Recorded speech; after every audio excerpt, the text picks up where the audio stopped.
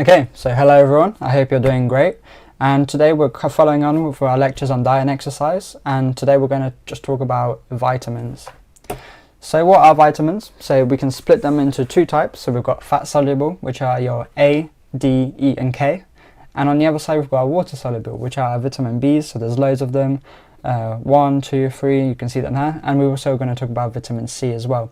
So from the water solubles, we're mainly going to talk about vitamin C, B6, folate and B12, and for the fat soluble we'll mainly talk about vitamin D, but obviously you can have a read and talk about them more, find out more about them. So if we jump straight into it, so vitamin D, so also known as the sunshine vitamin.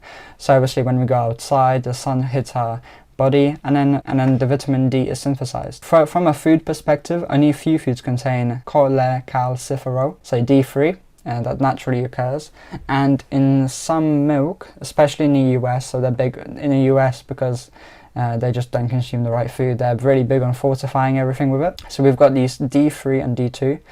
So D2 is your ergocalciferol, and if you talk about ergo, you're kind of talking about, you kind of think about fungi, so because they have ergosterol.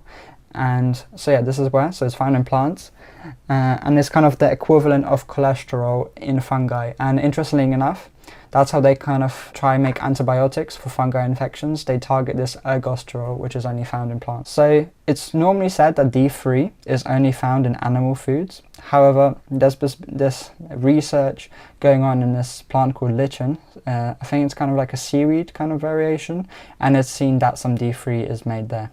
But the best way to get your vitamin C is basically go outside. So we've got this UV light that hits our skin, and we've got this molecule called 7-dehydrocholesterol, which is converted into this D3. So this is again important why we need to have cholesterol, but that's simply made in the body already, so we don't need to consume it, so don't worry about that. So when we have this D3, what happens next? So it travels to the liver, this D3 molecule, through the blood, as everything does in our body. Then we've got these enzymes that add a hydroxyl group to form 25-hydroxyl vitamin 3. So that basically means on the 25th carbon this hydroxy group is added. We then carry on in the blood. That molecule keeps developing and travels to the kidneys, where more enzymes add another hydroxyl group, this time to carbon 1, to form this 1,25-dihydroxy, because we've got now have 2 hydroxy groups, vitamin D3, and that's our active form there. So what does that hormone then do when it's already made? So the functions mainly works in regulation of calcium and phosphorus levels with the parathyroid hormone and calcitonin. So vitamin D stimulates the breakdown of bone where calcium is needed elsewhere. We've got our bones, but sometimes we obviously don't need all that calcium that's stored in there. So vitamin D breaks that down by stimulating these cells called osteoclasts to break down the bone and then get that calcium out into the blood. It also acts as an immune system regulator and protects against autoimmune diseases. Further research needs to be done to this, but it may also prevent certain type of cancer and heart disease as well as diabetes. So in the same way as vitamin A, it also has a role in gene expression. So what happens? So vitamin D enters the nucleus because it's fat soluble, as we talked about. Same way as hormones, which are lipid derived, they can cross the phospholipid membrane and just work its way into the cell. Vitamin D enters the nucleus and binds to receptors proteins. The vitamin protein complex binds to regulatory regions of the DNA. Then we get our usual transcription of the gene, this stimulation, and an increased amount of mRNA made. This mRNA then again goes through translation, as we know, and increases the synthesis of protein. This new protein that has a cellular function. So you've got this vitamin D that stimulates this whole process and have a physiological response. For example, intestinal cells, where vitamin D increases expression of genes for the production of intestinal calcium transport proteins. And what does that basically mean? So it enhances the active transport of dietary calcium from intestinal lumen into the body. Okay, so we've got deficiency here. Obviously we can either have too much or too little of this vitamin, but also interesting to know that because of this physiological response, sometimes vitamin D is referred to as a hormone more than a vitamin because it's made in the body, right? So talk about deficiency. So deficiency means obviously too little of it. So what happens when we don't go outside, or we're just white as hell as I am living in the north in England and we don't get enough sun. So firstly, in kids, when they're still growing and their epiphyseal plates haven't closed yet, we get this condition called rickets, and that reduces calcification of the growing ends of bones. which are called epiphyses.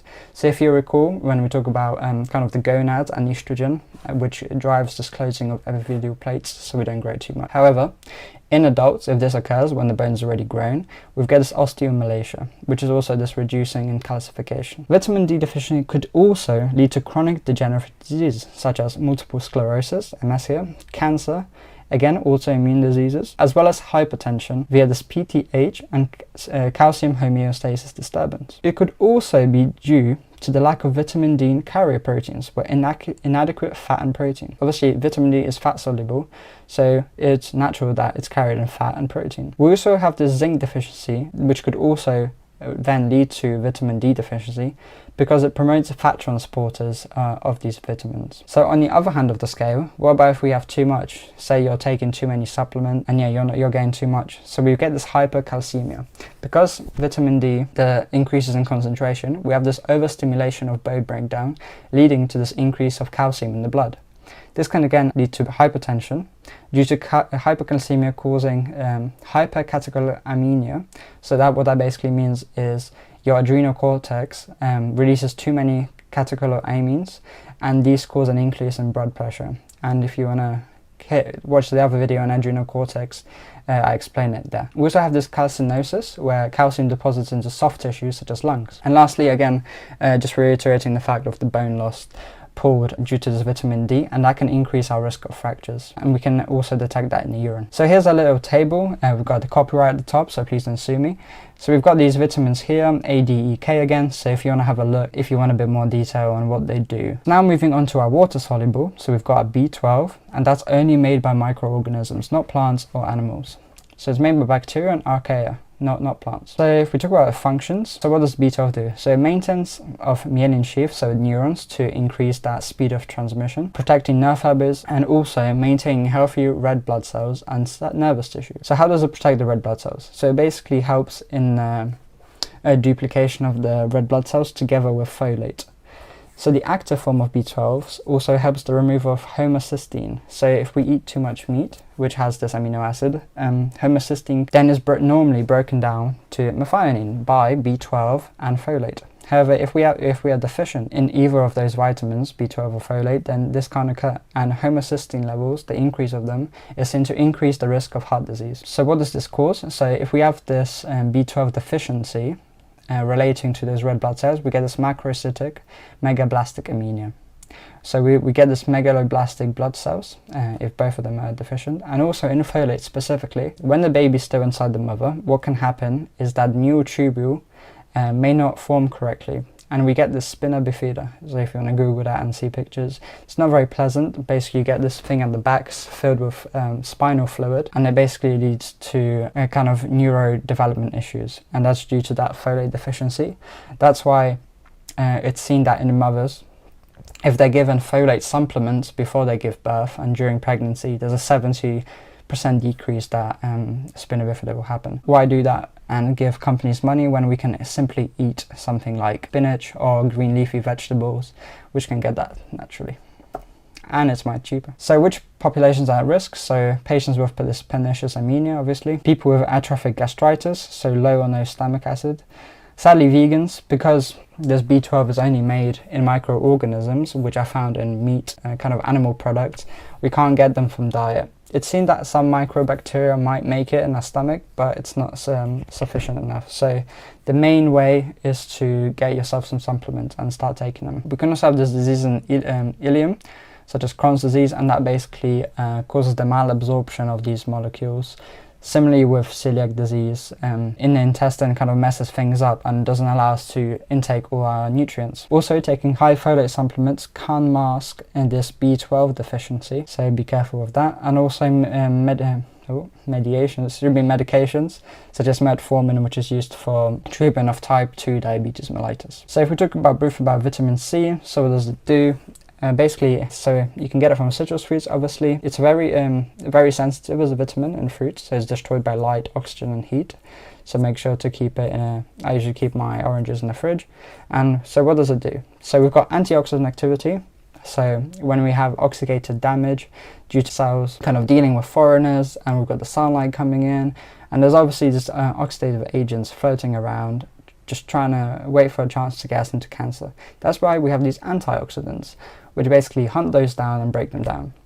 It's also an important coenzyme in collagen formation, dopamine synthesis, and it's required for this conversion of Fe3+, so iron found in foods naturally, to this Fe2+. So the deficiency of that, so obviously vitamin C, also known as ascorbic acid, can lead to scurvy. And the main, it's not very common anymore because we're in the developed world, so we get all our nutrients, but it was very common when exploring the world on ships and stuff, and we used to see these common hemorrhages, such as large bruises and muscles, but that could also develop and be seen in the brain, and that's obviously not good. And possible toxicity if you have too much, if you're taking supplements for example, it could lead to this urinary oxalate stones, as this vitamin C, when it's broken down, it can partially be made into this oxalic acid, which then makes these oxytile stones, but it's not very common. Again, we've got this little list here of more vitamin B vitamins, so you can have a look here, and again here more water-soluble vitamins. So lastly, just a quick note on this homocysteine again. So B12 is required to convert folate into the form that is active, as you can see here, for DNA synthesis, as we talked about before. So they kind of work together in that sense. And when you don't have enough, this means that homocysteine cannot be converted to methionine, and therefore levels rise, and you get an increase in the risk of heart disease. However, this can be prevented if you get enough folic acid from food and supplements. So yeah, just make sure you get all your foods, make sure you're balanced diet. If we come back to the point of having a balanced diet and not getting enough nutrients as a vegan, if you will plan it out, it's actually not that difficult to get everything in. Also check out Dr. Gregor's videos on this. He's a kind of nutrition guy from the US, and he's amazing, and he does videos on all of this. I think that's it for vitamins. So thank you for watching. Don't forget to check out the description for links and stuff like that. And yeah, this book works wonders, has all the vitamins in it and everything you would want and more. And yeah, thank you for watching. Leave a like, subscribe, and I'll see you in the next one. Cheerio.